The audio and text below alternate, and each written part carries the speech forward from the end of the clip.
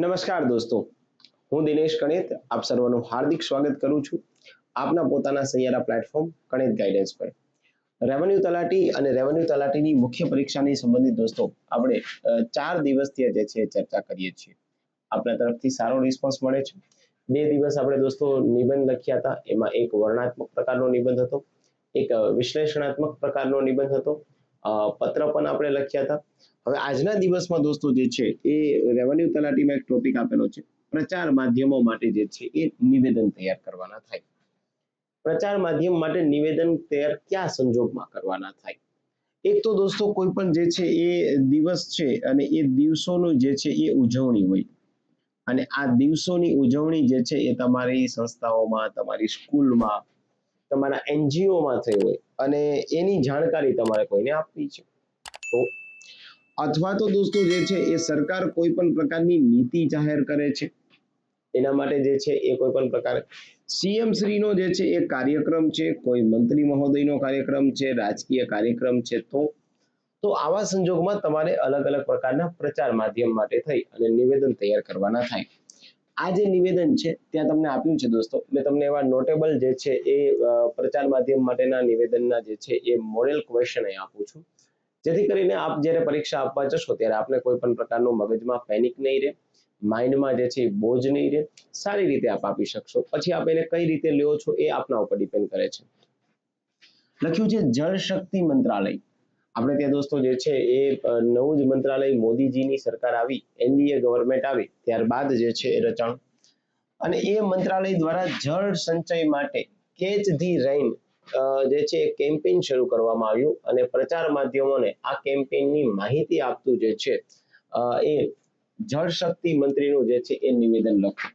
અહીં મેં તમને કીધેલું છે કોઈ પણ જે છે એ સીએમ છે, કોઈ પણ પ્રકારના મંત્રી મહોદય છે, એમણે કોઈ પણ પ્રકારની જે છે એ માહિતી, મતલબ એમણે કોઈ પણ પ્રકારનું એક કેમ્પેઇન લોન્ચ કર્યું હોય, કોઈ યોજના લોન્ચ કરી છે. અહીંયા કદાચ બની શકે કે તમારે કેમ્પેઇન ન આપે ને અહીંયા યોજના આપી દે, હે ને, અથવા સરકારે જે છે એ સ્પોર્ટ્સ પોલિસી જાહેર કરી છે, તો આ બાબત જે છે તમારા માટે આવશે, એની યાદ રાખજો.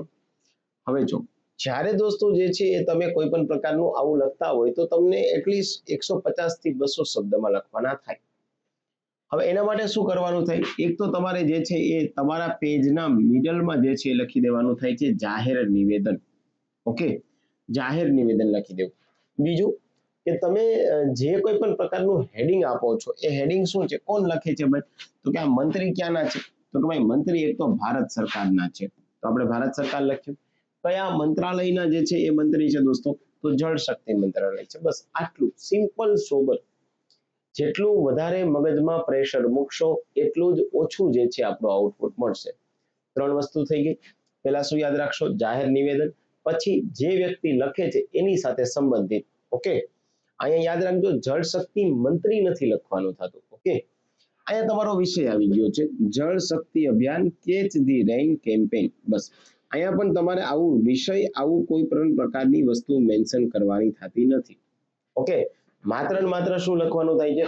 તો કે ભાઈ જે છે એ જળ શક્તિ જે છે એ અભિયાન છે. શેના માટેનું અભિયાન છે? કેચ ધી રેઇન કેમ્પેઇન છે. ચલો, આ તમારું હેડિંગ થઈ ગયું.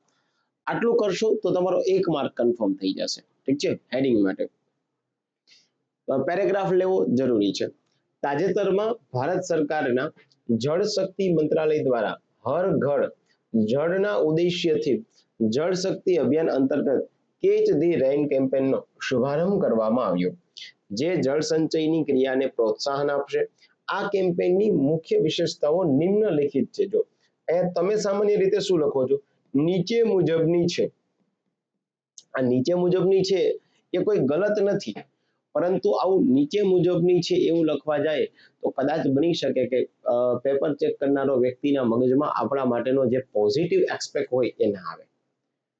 તો યાદ રાખવાનું દોસ્તો કે જ્યારે આવું થાય તો આપણે ત્યાં નિમ્નલિખિત લખી દઈએ, ઉપરોક્ત આવું લખી દઈએ, હે ને. બેઝિક જો તમે ઇન્ટ્રોડક્શનનો પેરા એકદમ સિમ્પલ, સોબર, સાદી, સિમ્પલ, વ્યક્તિને સમજાય એવી ભાષામાં હોવો જોઈએ. શું લખ્યું મેં? ભારત સરકાર છે, જળ શક્તિ મંત્રાલય જે છે એ ક્યાંનું છે? તો કે આ ભારત સરકારનું છે. એના દ્વારા એક મિશન ચલાવવામાં આવ્યું છે, કયું? Catch the rain. પણ એનો મુખ્ય ઉદ્દેશ્ય શું છે? દરેક ઘરમાં જે છે એ નળથી પાણી પહોંચાડવું, એટલે કે હર ઘર જળ યોજના ના ઉદ્દેશ્યથી જળ શક્તિ અભિયાન જે છે અંતર્ગત કેચ ધી રેઇન કેમ્પેઇનનો શુભારંભ કરવામાં આવ્યો. યાદ રાખવાનું કે કોઈ મોટું સેન્ટેન્સ આપણે બનાવવા જાય તો મોટા સેન્ટેન્સમાં જે છે એ આપણી કોઈ લિંક તૂટી ન જવી જોઈએ. અધરવાઇઝ નાના નાના સેન્ટેન્સ બનાવો તમે. ઘણી વખત આપણે ઇંગ્લિશમાં શું કરતા હોય કે નવું કોઈ વ્યક્તિ ઇંગ્લિશ શીખતો હોય ને ત્યારે એ બહુ મોટા સેન્ટેન્સ બનાવવા જાય, એટલે ગ્રામેટિકલી મિસ્ટેક બહુ આવી જાય. તો આ સેમ વસ્તુ આમાંય થાય છે. જો તમારાથી દોસ્તો જે છે ગુજરાતી લેંગ્વેજમાં 2 કે 3 લાઈનનું કન્ટિન્યુ એક સેન્ટેન્સ નથી બનતું, તો પછી શું કરશો?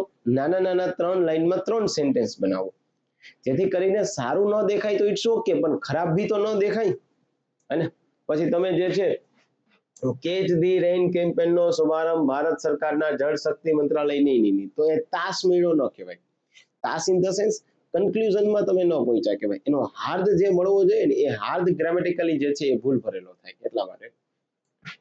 હવે ધ્યાન રાખવાનું દોસ્તો કે જ્યારે તમે કોઈ પણ પ્રકારના પ્રચાર માધ્યમો માટે જે છે એ આપ નિવેદન તૈયાર કરતા હોય તો એ પ્રચાર માધ્યમ માટે નિવેદનો તૈયાર કરવા સમયે જે છે એ શું કરવાના, એના ફાયદા એ ખાસ તમારે દર્શાવવા પડશે. એટલે મેં શું કીધું કે ભાઈ આ અભિયાનની વિશેષતાઓ શું છે.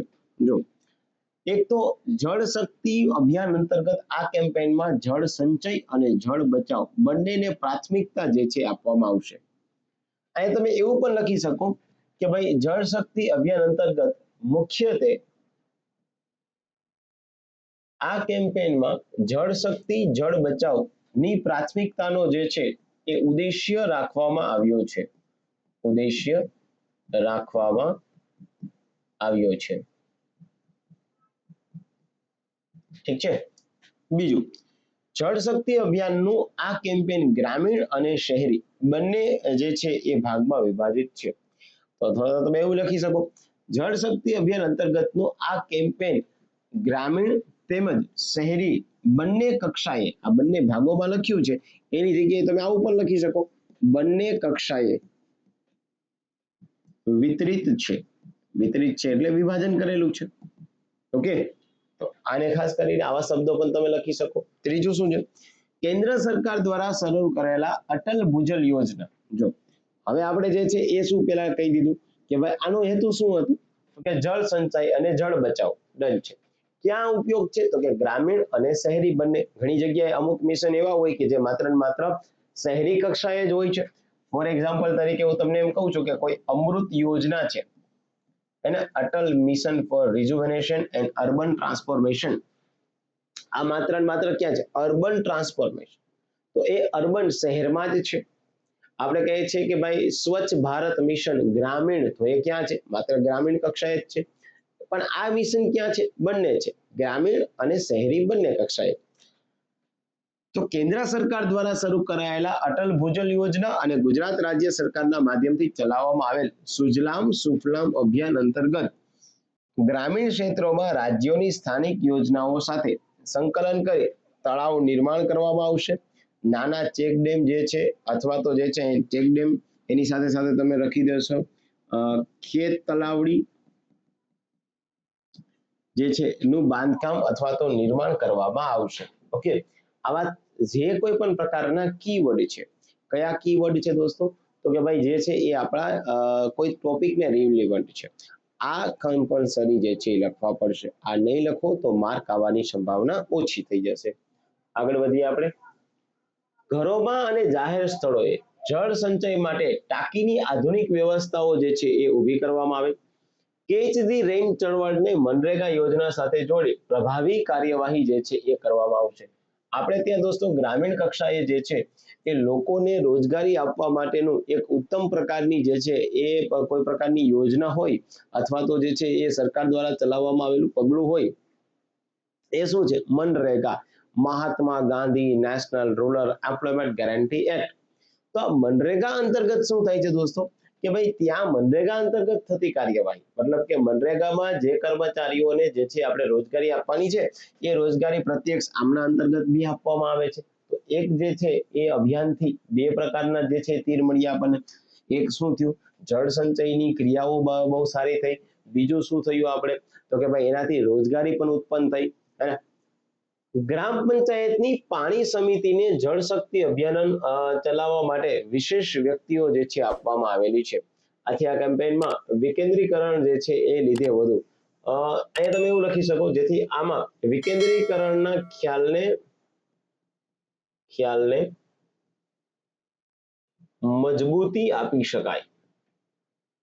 ઓકે, શહેરી ક્ષેત્રોમાં આ કેમ્પેઇન અંતર્ગત ગ્રીન બિલ્ડિંગને પ્રોત્સાહન મળ્યું, જેમાં સંગ્રહની આધુનિક પદ્ધતિના ઉપયોગ પર જે છે એ ભાર આપવામાં આવ્યો અથવા તો મહત્વ આપવામાં આવ્યું.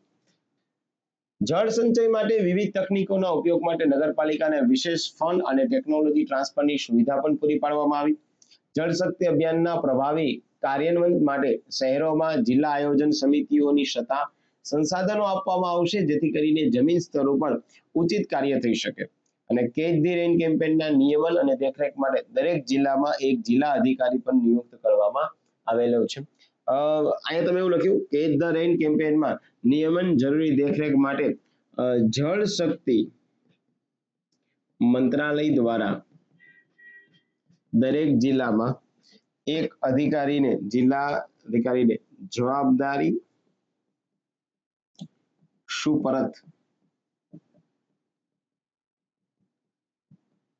કરવામાં આવી છે. ડન છે? તો આ બાબત આપણે ધ્યાનમાં રહેવી જોઈએ. અને લાસ્ટ, આ કેમ્પેઇન દેશમાં પાણીની તંગીની સમસ્યા ઓછી કરવામાં અને પાણીનો સંગ્રહ કરવામાં એક ઉપયોગી જે છે એ પગલું સાબિત થશે. હવે જો તમારે જે છે તમે જ્યાં લખો છો એની જે છે એ રાઈટ હેન્ડ બાજુ શું છે, તો કે ભાઈ મારી આ રાઈટ હેન્ડ બાજુ અત્યારે હું લખું છું તો જળ શક્તિ મંત્રાલય ભારત સરકાર, અને અહીંયા જે છે શું લખવાનું, જાવક ક્રમાંક, માહિતી 1 2 3 4 5 6 ગમે તે લખી દો, સ્થળ લખી દો અને તારીખ લખી દો. તો 1 2 માર્ક તમને આના આવી જાય. 1 2 માર્ક આપણે શરૂઆતના આવી જાય છે. 2 3 માર્ક તમારા થઈ ગયા, અને વચ્ચેનો જે તમારો પેરા છે ત્યાં તમારા જે છે બીજા 3 કે 4 માર્ક આવી જાય. તો 10 માર્કમાંથી જે છે દોસ્તો 3 આ અને પેલા 4 7 આવી જાય, મોર ધેન ઇનફ થઈ જશે. ડન છે? Got it? આવડી જશે? ઓકે, ચલો હજી એક આવું આપું છું તમને. ગુજરાત સરકાર દ્વારા ઇલેક્ટ્રિક વેહિકલ પોલિસી 2021ની મહત્વપૂર્ણ જાહેરાત અંગે માહિતી આપતું નિવેદન. મેં તમને એક યોજના કીધી, એક માહિતી કીધી છે, અને શરૂઆતમાં મેં તમને કીધું કે કોઈ પણ પ્રકારની માહિતી આપવાની છે. તો જાહેર નિવેદન છે. જાહેર નિવેદન કયો વિભાગ છે એ જોઈ લેવાનું દોસ્તો. ગુજરાત સરકાર જે છે ઇલેક્ટ્રિક વેહિકલ પોલિસી, તો અહીંયા તમને ખબર પડવી જોઈએ કે કયા વિભાગ દ્વારા જે છે એ આ લોન્ચ કરવામાં આવેલી. તો નવીનીકરણ જે છે ઉર્જા વિભાગ અને ગુજરાત સરકાર. તારીખ અને જે છે દોસ્તો આપણે ગાંધીનગર સ્થળ. ગુજરાતમાં ઇકો ફ્રેન્ડલી વાહનોનો નવો યુગ. જો આવો કંઈક તમારે હેડિંગ સારું આપવું પડે. એ હેડિંગ જો ત્યાં તમારી જે છે એ ટોપિકમાં નથી આપતું, એ શું કરવું પડે, તમારે તમારા વિચારોથી એને પ્રસ્તાવિત કરવું પડશે. તો ગુજરાતમાં ઇકો ફ્રેન્ડલી વાહનોનો નવો યુગ. ગુજરાત સરકાર દ્વારા આગામી 4 વર્ષમાં રાજ્યના માર્ગો પર 2 લાખ ઇલેક્ટ્રિક વાહનોના ઉપયોગના જે છે લક્ષ્ય સાથે ઇલેક્ટ્રિક વેહિકલ પોલિસી જે છે એ લોન્ચ કરવામાં આવેલી છે. ઇલેક્ટ્રિક વેહિકલ પોલિસી 2021 જાહેર કરવામાં આવેલી છે, જેના મુખ્ય પ્રાવધાન નિમ્નલિખિત છે. મુખ્ય પ્રાવધાન, અહીંયા જોગવાઈ લખવા કરતા પ્રાવધાન લખો છો એ વધારે સારું છે. તમે એવું પણ લખી શકો કે જોગવાઈ નીચે મુજબની છે, પણ જોગવાઈ કરતા પ્રાવધાન જો હશે તો થોડું જે છે એ પ્રચાર માધ્યમનો ઉઠાવ સારો આવશે. હવે એના આપણે સારા નરસા ફાયદાઓ જોવાના છે. ઈ વાહનોની બેટરીના ચાર્જિંગ માટે નવા 250 જેટલા ચાર્જિંગ સ્ટેશનના ઇન્ફ્રાસ્ટ્રક્ચર તૈયાર કરવામાં આવશે. એક વસ્તુ યાદ રાખવાની, શક્ય હોય તો જ્યારે દોસ્તો તમે જે છે ગુજરાતીમાં જે છે કોઈ પણ પ્રકારનું મેન્સ લખતા હોય, શક્ય હોય ત્યાં સુધી તો ઇંગ્લિશ શબ્દોને ટાળવા, એના પ્રોનાઉન્સિએશન બી તમારે ટાળવા. અહીંયા તમે એવું લખી શકશો કે ભાઈ આપણે ત્યાં ઈ વાહનોની બેટરીના ચાર્જિંગ માટે નવા 250 ચાર્જિંગ સ્ટેશનનું આંતરમાળખાકીય સુવિધા, આંતરમાળખાકીય જે છે એ સુવિધા જે છે એ તૈયાર કરવામાં આવી છે. એનું રીઝન કેવું છે કે હવે આપણે રૂટીનમાં પણ હું અને તમે દોસ્તો જે છે એ શું બોલતા હોય કે આપણે જે છે અમુક શબ્દ ઇંગ્લિશમાં જ બોલતા હોય. આપણા દાદા દાદી લોકો હવે તો અમુક શબ્દ ઇંગ્લિશમાં બોલતા હોય, તો આપણે જ્યારે લખતા હોય ત્યારે હંમેશા ઇંગ્લિશ લખાઈ જાય છે, સામાન્ય એવા શબ્દ. તો ઇન્ફ્રાસ્ટ્રક્ચર જે છે એ તમે બોલી શકો. આપણે રૂટીનમાં એવું નથી બોલતા, આપણે કહીએ વાવ જો તો કેટલું મસ્ત ઇન્ફ્રા છે. આપ ક્યારેક અમદાવાદ આવો અને અમદાવાદમાં તમે જોવો કે ભાઈ આરટીઓ સર્કલ છે, આરટીઓ સર્કલ થી તમે વિશ્વકર્મા જે છે એ એન્જિનિયરિંગ કોલેજ સાઈડ જાઓ, જીટીયુ સાઈડ જાઓ, તો તમને મસ્ત મજાનું જે છે એ ત્યાં સાબરમતી રેલવે સ્ટેશન જે છે એ સરકાર બનાવે છે, એને બુલેટ ટ્રેન પણ ત્યાં ઊભી રહેવાની છે. આપણે તો વાવ ટુ મચ ગુડ ઇન્ફ્રા, આપણે ઇન્ફ્રા બોલી દઈએ, આપણે કીધું વાવ યાર કેટલું સારું માળખું બનાવ્યું છે. તો એટલા માટે કહું છું કે આવા સમયે દોસ્તો જે છે એ આપણે આપણા ઇંગ્લિશની એક્સપર્ટાઇઝ અહીંયા દર્શાવવાની નથી થતી. અમુક વસ્તુ ઇંગ્લિશમાં લખાઈ જાય તો ચાલશે. સપોઝ કે આપણે જે છે એ એરપોર્ટ, વિમાન મથક જ લખાય પણ એરપોર્ટ લખાઈ ગયું ચિંતા નથી. ટ્રેન લખાઈ ગયું ચિંતા નથી, કારણ કે ત્યાં પછી આગગાડી આવો શબ્દ પ્રયોગ ના થતો હોય, હે ને? આવા શબ્દની વાત કરું છું. ચાર્જિંગ સ્ટેશનના વિકાસ માટે ₹10 લાખ અથવા પ્રોજેક્ટ ખર્ચના 25% જેટલી કેપિટલ સબસિડી જે છે એ આપવામાં આવશે. કેપિટલ સબસિડી સહાય સ્વરૂપ આપવામાં આવશે. શેના માટે આપવામાં આવશે ભાઈ? સહાય માટે. રાજ્યમાં આવેલા પેટ્રોલ પંપને ચાર્જિંગ સ્ટેશન શરૂ કરવા માટે પણ મંજૂરી આપવામાં આવશે. ભારત સરકારની ઇલેક્ટ્રિક વ્હીકલ પ્રોત્સાહન યોજના કેમ્પેન 2 અન્વયે અપાતા પ્રોત્સાહનો ઉપરાંત રાજ્ય સરકાર ઈ વ્હીકલ ખરીદનારને વધારાની સબસિડી જે છે એ પ્રોત્સાહન તરીકે આપશે. મતલબ કે કેન્દ્ર સરકાર તો જે છે એ ઓલરેડી આ મિશન ચલાવે છે, એ મિશનના ફાયદા પણ એને છે.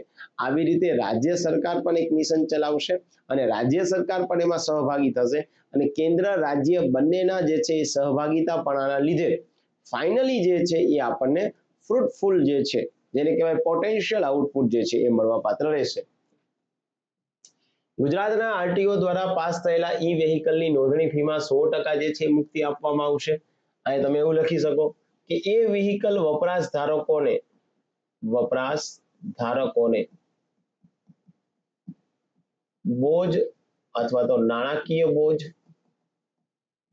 હળવો કરવા માટે અથવા તો ઘટાડવા માટે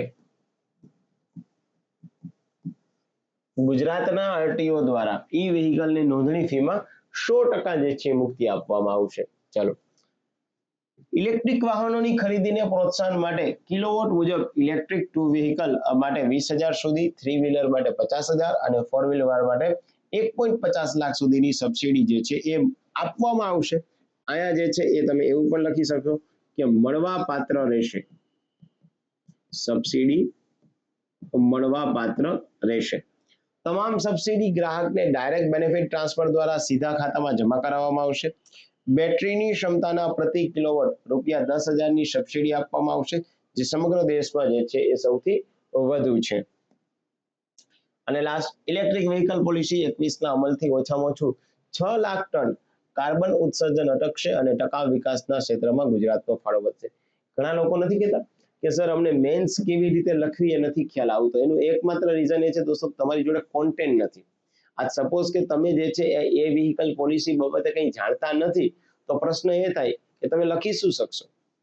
આપણે એપ્લિકેશન જે છે એ કનેક્ટ ગાઈડન્સમાં તમે કોઈ પણ કોર્સ લીધો હશે તો સરકારની આવી 10 થી 12 અલગ અલગ પોલિસીઓ જે છે એના લેક્ચર મેં મૂકેલા છે બંધારણ વિષય અંતર્ગત. જો આપણે કોઈ કોર્સ લીધો હોય તો આપ જોજો, આપને ખ્યાલ આવશે. એનું મટીરિયલ પણ મેં તમને આપેલું છે, હે ને? એક પેજમાં એક નીતિ આવી જાય, એક પેજમાં એક નીતિ મસ્ત મજાની આવી જશે, પણ એના સારાંશ કરવો પડે. એ સારાંશ આપણે આવડવો જોઈએ. ધારો કે ગુજરાતનો પાક્ષિક છે દોસ્તો, તો આપણે જ્યારે કરંટ અફેર્સ લેવા જાવ તો ગુજરાત પાક્ષિક દર 15 દિવસે આવે, એ 50-60 પેજમાં હોય. 50-60 પેજમાં હોય તો અલ્ટિમેટ શું થાય? અલ્ટિમેટ આપણને એ થાય કે ભાઈ 60 પેજ કેવી રીતે કરવા? તો હું તમને સારાંશ કરીને 10 પેજ જ આપી દઉં છું. તમારે કોઈ ચિંતા નહીં કરવાની, તમે 10 પેજ તો વાંચી શકો ને, 50 ના વાંચી શકો. ધારો કે આવી રીતે દોસ્તો જે છે એ 20 અત્યાર સુધીમાં તો હું અને તમે વાત કરીએ, 4 ઓક્ટોબર છે તો અત્યારે 18 અંક આવ્યા છે, હે ને? તો 18 અંકમાં દોસ્તો હું તમને 10-10 પેજ આપી દઉં છું, તો મસ્ત મજાના તમારે 200 પેજમાં આખું કરંટ અફેર્સ આવી જાય. અને એ પાછા કેટલાના આવી જાય? હે ને? 6 થી 7 મહિનાના મસ્ત મજાના આવી જાય છે. તો 180 પેજમાં ગુજરાત સરકારનું પાક્ષિક આવી જતું હોય તો એ તો સારી વસ્તુ કહેવાશે. એ આપણે જોવાનું છે. બાકી પ્રિલિમ્સ, મેન્સ બધું સારી રીતે આપ પાસ થઈ શકો છો જો તમે સારું કોન્ટેન્ટ, સારી રણનીતિ, સારું ગાઈડન્સ ધરાવો તો. વાતોના વડા નહીં, ફાકા ફોજદારી નહીં, આમ કરી નાખો તેમ કરી નાખો, આવું નહીં, હે ને? શું અહીંયા સહી આવી જાય છે દોસ્તો? કોણ બહાર પાડે છે? તો કે ભાઈ નાયબ સચિવ શ્રી બહાર પાડે છે. અને કયા વિભાગના છે એ લખી દીધું છે મેં, જાહેરાત ક્રમાંક લખી દીધી અને અગેન મેં તારીખ લખી દીધી. ડન. ચલો ત્રીજો ક્વેશ્ચન છે, અગ્નિથી સુરક્ષા ફાયર સેફટી સંદર્ભે ગુજરાત સરકાર જે છે એ ગુજરાત સરકાર દોસ્તો ના રાજ્ય આપત્તિ વ્યવસ્થાપન ઓથોરિટી દ્વારા હોસ્પિટલો માટે વિવિધ દિશા નિર્દેશો જે છે એ આપવામાં આવ્યા છે. તો મેં તમને બધા મુદ્દાઓ એવા જ તૈયાર કરીને આપ્યા છે કે જે અત્યારે હોટ ટોપિક હોય. અત્યારે આપ જોવો તો દોસ્તો રાજકોટમાં ટીઆરબી ગેમ ઝોનનો કાંડ બન્યો છે. સુરતમાં દોસ્તો જે છે એ પેલી એક સ્કૂલની શૈક્ષણિક સંસ્થા હતી, કોચિંગ ઇન્સ્ટિટ્યૂટ હતી, એ કોચિંગ ઇન્સ્ટિટ્યૂટ જે છે એમાં આગ લાગી હતી. આવી દિન પ્રતિદિન ઘણી ઘટનાઓ બને છે. એટલા માટે દોસ્તો જે છે આ મુદ્દો પૂછાવાની શક્યતાઓ વધારે ધરાવે છે. અગ્નિથી સુરક્ષા મતલબ કે ફાયર સેફટી સંદર્ભે ગુજરાત રાજ્ય આપત્તિ વ્યવસ્થાપન ઓથોરિટી દ્વારા હોસ્પિટલો માટે વિવિધ દિશા નિર્દેશો જાહેર કરવામાં આવ્યા. તે બાબતની જાણ કરતું નિવેદન પ્રચાર માધ્યમો માટે લખવાનું. ઓકે, કોણ છે ભાઈ અહીંયા? તો કે ભાઈ અહીંયા લખવાનું થાય છે ગુજરાત રાજ્ય જાહેર નિવેદન. શેના માટેનું? ગુજરાત રાજ્ય આપત્તિ વ્યવસ્થાપન authority, Gujarat state disaster management authority. આવું જો તમને થોડું ઇંગ્લિશ નામ યાદ આવે અને બ્રેકેટમાં જે છે એ જે એનું શોર્ટ ફોર્મ એબ્રિવિએશન ફોર્મ લખી દઈએ તો થોડું ઉઠાવ સારો આવશે, પણ ત્યાં નહીં લખવાનું, અહીંયા લખવાનું. ગુજરાત સરકાર જાહેર નિવેદન. આ જાહેર નિવેદનને અહીંયા આપણે ઉપર લઈ લેવાનું થાય છે. વર્તમાન સંજોગોમાં દિન પ્રતિદિન રાજ્યમાં વધી રહેલી હોસ્પિટલમાં આગ લાગવાની ઘટનાઓને નિયંત્રિત કરવા માટે ગુજરાત રાજ્ય આપત્તિ વ્યવસ્થાપન ઓથોરિટી દ્વારા રાજ્યની તમામ હોસ્પિટલ માટે ફાયર સેફટી સંદર્ભે કેટલાક દિશા નિર્દેશ જાહેર કરવામાં આવ્યા. અહીંયા તમે એવું લખી શકો કે કેટલાક દિશા નિર્દેશ ઉચ્ચ સ્તરીય સમિતિની ભલામણ બાદ જાહેર કરવામાં આવ્યા. તમામ હોસ્પિટલોએ દિશા નિર્દેશનું પાલન કરવું જે છે એ અતિ મહત્વનું છે અથવા તો ફરજિયાત છે. ઓકે, તમામ હોસ્પિટલમાં ઓછામાં ઓછા 3 ફાયર જે છે એ હોવા જરૂરી છે. હોસ્પિટલમાં આગ બનતી ઘટનાઓ જે અનિચ્છનીય ઘટનાને ટાળવા માટે તાત્કાલિક નીકળવા માટેની વ્યવસ્થા હોવી જોઈએ. મતલબ કે જે છે અહીંયા વાત કરે છે કે દોસ્તો તમારો જે એન્ટ્રી ગેટ હોવો જોઈએ, એની સાથે સાથે તમારો જે છે આવા સમયગાળામાં એન્ટ્રી અને એક્ઝિટ ગેટ બંને જે છે હોવા જોઈએ. હોસ્પિટલમાં તમામ કર્મચારીઓને ફાયર સેફટી અને એ સમયગાળા દરમિયાન ધ્યાનમાં રાખવાની બાબતોની જે છે એ જરૂરી તાલીમ આપવી જોઈએ. તમે એવું પણ કહી શકો કે ભાઈ જરૂરી ફાયરના જે કંઈ પણ પ્રકારના ઇન્સ્ટ્રુમેન્ટ છે આ બધા ઇન્સ્ટ્રુમેન્ટ અપ ટુ ડેટ હોવા જોઈએ, એ એક્સપાયર થયેલા ના હોવા જોઈએ. તમામ હોસ્પિટલોએ ફાયર સેફટીની વ્યવસ્થા યોગ્ય છે કે નહીં તે અંગેની ખરાઈ પણ જે છે એ મોક ડ્રીલના માધ્યમથી કરવી જોઈએ. અને એ દરમિયાન સરકારના માપદંડ ધ્યાનમાં લેવા જોઈએ. દરેક હોસ્પિટલ દ્વારા નજીકની નગરપાલિકા અથવા મહાનગરપાલિકા પાસેથી ફાયર સેફટીની બધી જ બાબતો ધરાવે છે અને ન વાંધાપત્ર મેળવવું જરૂરી છે. હોસ્પિટલના દરેક ફ્લોર પર સ્મોક યાની કે ધુમાડાના અલાર્મ જે છે એની વ્યવસ્થાઓ પણ જે છે એ કરી દેવી જોઈએ. ફાયર સેફટી અંગેની ઓડિટ કરવામાં આવશે, તેવા સમયે ફાયર સેફટીની વ્યવસ્થા યોગ્ય જણાશે નહીં તો હોસ્પિટલને સીલ કરવામાં આવશે અને ફોજદારી ગુના હેઠળની કાર્યવાહી હોસ્પિટલના સંચાલકોની વિરુદ્ધ ગુજરાત રાજ્ય આપત્તિ વ્યવસ્થાપન ઓથોરિટી જે છે એમના દ્વારા હાથ ધરવામાં આવશે. ચલો, જાહેરાત ક્રમાંક, તારીખ અને સ્થળ અને સહી કમિશનર શ્રી જે છે ગુજરાત રાજ્ય આપત્તિ વ્યવસ્થાપન ઓથોરિટી. આ પણ મહત્વનું છે, ક્યાં કમિશનર આવશે, ક્યાં નિયામક આવશે, ક્યાં નાયબ સચિવ આવશે, આવું બધું તમને ખબર પડવી જોઈએ દોસ્તો. આ તમારું કાલ્પનિક ન ચાલે. તમે લખો તો ખરી પણ અહીંયા તમે લખી નાખ્યા હોય નિયામક શ્રી, પણ હવે નિયામકની પોસ્ટ ત્યાં ના આવે તો, ત્યાં ઉપસચિવની પદ જ ના આવે તો આ વસ્તુ બહુ જરૂરી છે. મતલબ કે તમે જ્યાં પત્ર લખો છો, નિબંધ લખો છો, પ્રચાર માધ્યમ માટે નિવેદન તૈયાર કરો, અહેવાલ તૈયાર કરો છો, તો તમને અલગ અલગ સરકારી અધિકારીગણ છે એની એક હાયરાર્કી ખબર હોવી જોઈએ.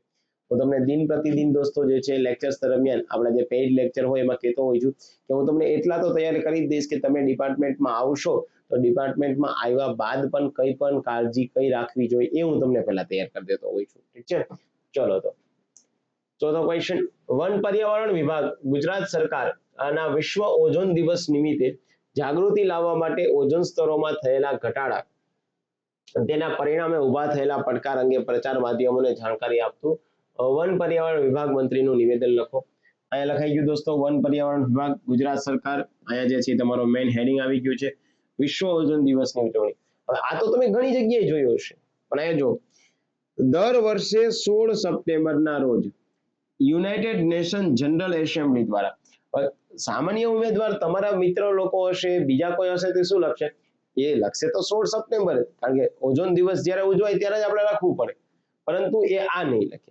કોના દ્વારા ઉજવાય છે ભાઈ? વિશ્વ ઓઝોન દિવસ છે તો શું યુનાઇટેડ નેશન છે? યુનાઇટેડ નેશનની કોઈ એજન્સી છે? યુનાઇટેડ નેશનની એજન્સી અંતર્ગત આવતી કોઈ બાબતો છે? એ જોવું ખાસ જરૂરી છે. તો વિશ્વ ઓઝોન દિવસ તરીકે જે છે એ ઉજવવામાં આવે છે. ગુજરાત સરકાર પણ ઓઝોન સ્તરમાં થઈ રહેલા ઘટાડા અંગે જાગૃતિ લાવવા માટે રાજ્ય કક્ષાની ઉજવણી કરી અને આ વર્ષની ઓઝોન દિવસની theme from science two global action છે. યાદ રાખવાનું દોસ્તો, આ થીમ હંમેશા જે છે તમે લખો છો એ કરંટની હોવી જોઈએ અને સાચી હોવી જોઈએ. એટલા માટે તમને કહેતો હોઉં છું દોસ્તો કે મહિના પ્રમાણે જે છે એક મહિનામાં 10 દિવસ એવા ઉજવાના હોય અને એ 10 દિવસ જે છે એ કામના હોય, તો એની થીમ આપણે આપણી રીતે આપણા જે છે બુક્સમાં મેન્શન કરવી જોઈએ. હું તમને કરંટ અફેર્સ આપું છું દર મહિનાનું દોસ્તો, લગભગ એવું સમજો ને કે હું તમને 100 પેજનું જ કરંટ અફેર્સ આપું છું, જેમાં બધી જ વસ્તુને આપણે આવરી લઈએ છીએ. તો એમાં પણ હું તમને થીમ આપતો હોય તો એ વસ્તુ તમારે તકેદારીના ભાગે યાદ રાખવાની. ઉપરના વાતાવરણમાં રહેલો ઓઝોન વાયુ પૃથ્વી પરની જીવસૃષ્ટિને સૂર્યના ઘાતકી પારજાંબલી કિરણો સામે રક્ષણ પૂરું પાડે છે. માનવ પ્રવૃત્તિઓને લીધે ઉત્સર્જિત વધુ પડતા ક્લોરોફ્લોર કાર્બન જેવા વાયુઓના લીધે ઓઝોનનું સ્તર ગબડવા લાગ્યું છે. વાયુ મુખ્યત્વે શીતક, કુલિંગ એજન્ટ, સોલવન્ટ્સ, કોમ એજન્ટ તરીકે વપરાય. આથી એર કન્ડિશનર જેવા ઉપકરણ આવા વાયુઓના ઉત્સર્જન માટે જવાબદાર છે. હાલમાં વિશ્વ હવામાન સંસ્થા દ્વારા જાહેર કરાયેલા એક આંકડા અનુસાર 2020માં એન્ટાર્કટિકામાં સર્જાયેલા ઓઝોનમાં ગાબડું સામાન્ય પરિસ્થિતિમાં રચાતા ગાબડા કરતાં ખૂબ જ વિશાળ અને અત્યાર સુધીનું સૌથી મોટું હતું. ઓઝોન વાયુના સ્તરમાં ઘટાડો થવાથી અમુક ગંભીર સમસ્યાઓ પણ જે છે એ ઊભી થઈ છે, જેમ કે અલ્ટ્રાવાયોલેટ કિરણો સીધા પહોંચવાથી કેન્સર અને ચામડીના રોગ થવાની શક્યતા રહેલી હોય છે. પારજાંબલી કિરણો પૃથ્વી પરની જૈવ વિવિધતાઓનો પણ નાશ કરી ઘણી પ્રજાતિઓ લુપ્ત થવા પામી. વધુ પડતા પારજાંબલી કિરણોના કારણે હિમશિલાઓનો બરફ પીગળવા લાગ્યો, દરિયાની સપાટી ઊંચી આવવા લાગી, કાંઠા વિસ્તારોની જૈવ વિવિધતા વસાહતોને અસર થઈ, ઘણા ટાપુ ડૂબવા બી લાગ્યા છે. તો તમને ઓઝોન બાબતમાં દોસ્તો જે ખબર પડવી જોઈએ કે ઓઝોનથી સ્તરમાં જે છે ગાબડું પડવાથી કયા કયા પ્રકારના નુકસાન આપણે ઝીલીએ છીએ. ભારત અને અન્ય દેશોએ વિયેના કન્વેન્શન અંતર્ગત મોન્ટ્રિયલ પ્રોટોકોલ 1987 અને કિંગાલી સિંધી. હવે જો આના માટે શું કરવું પડે? તમારે એન્વાયરમેન્ટના લેક્ચર જોવા પડે. હવે એન્વાયરમેન્ટના લેક્ચર જોયા હશે ને તો તમે અહીં લખી શકશો. બાકી તમે કહો કે સર મારાથી લખાતું નથી, પણ તો મુના એન્વાયરમેન્ટમાં તને ખબર નથી કે ભાઈ વિયેના સંધિ શું છે, મોન્ટ્રિયલ પ્રોટોકોલ શું છે, તો તમે એને અહીંયા મુદ્દો આની સાથે ઇન્ટરકનેક્ટ કરો કેવી રીતે? હે વિવિધ લક્ષ્યાંકો પ્રાપ્ત કરી ઓઝોન સ્તરમાં પડેલા ગાબડાને ઘટાડવા અને ઓઝોન વાયુને ઊંચી સ્તરે જાળવી રાખવા માટે કટિબદ્ધતા દર્શાવી છે. ગુજરાત સરકાર પણ પર્યાવરણ નિષ્ણાતો, વહીવટદારો અને જનજાગૃતિ થકી ટકાઉ વિકાસને સમર્થન આપી આ દિશામાં નક્કર પ્રયત્ન કરવા માટે કટિબદ્ધ છે. ક્રમાંક છે, તારીખ છે અને સચિવ છે વન પર્યાવરણ વિભાગ છે.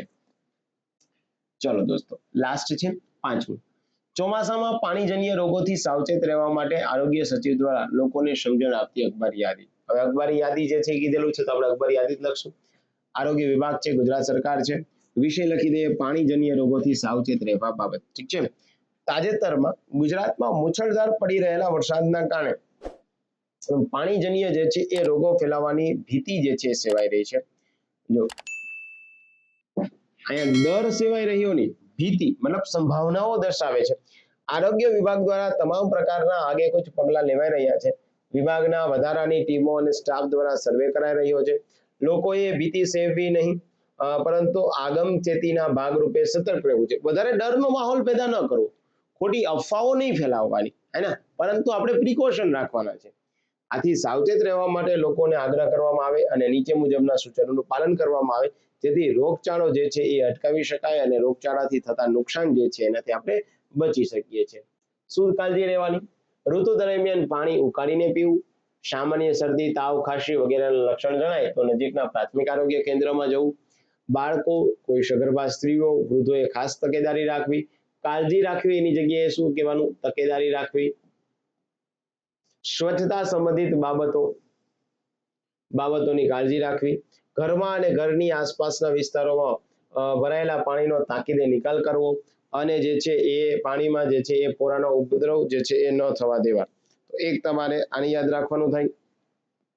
લાસ્ટ, આવશ્યક પરિસ્થિતિમાં નગરપાલિકા અથવા તો મ્યુનિસિપાલિટીનો સંપર્ક કરી દવાનો છંટકાવ માટે કહેવું જેથી મચ્છરનું બ્રીડિંગ જે છે અટકાવી શકાય. સચિવ, તારીખ, જાવક ક્રમાંક વગેરે. ઠીક છે. ચલો દોસ્તો, તો આજનો 5મા દિવસનો દોસ્તો જે છે એ આપણો આ કાર્યક્રમ હતો અને એ કાર્યક્રમ એટલે શું તો કે ભાઈ પ્રચાર માધ્યમ માટે જે છે એ નિવેદન તૈયાર કરવા. આવતીકાલે ફરીથી પાછો એક આવો લેક્ચર ગુજરાતી માટેનો છેલ્લો લેક્ચર હશે આવતીકાલે. ત્યારબાદ તમને જીએસ ના જે છે એ મુદ્દાઓ આપીશ. જીએસ ના લગભગ 4 જેટલા વિષયો જે છે દોસ્તો એના મુદ્દાઓ તમને આપણે ત્યાં આપીશ. તો આ પહેલી જ વખત જે છે એ ગણિત ગાઈડન્સમાં આવ્યા હોય, આપણને કંઈ ફાયદાકારક થયું હોય, યોગ્ય કન્ટેન્ટ જણાવવું હોય તો પછી આપ લાઈક, શેર અને સબસ્ક્રાઇબ કરી શકો છો.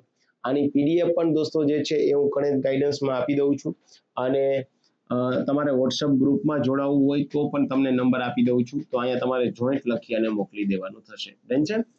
ચલો, થેન્ક યુ વેરી મચ દોસ્તો. આ બધા જ લોકો રેવન્યુ તલાટીની મુખ્ય પરીક્ષામાં સફળતાપૂર્વક જે છે એ ઉત્તીર્ણ થાવ એવી આશા સાથે આવજો.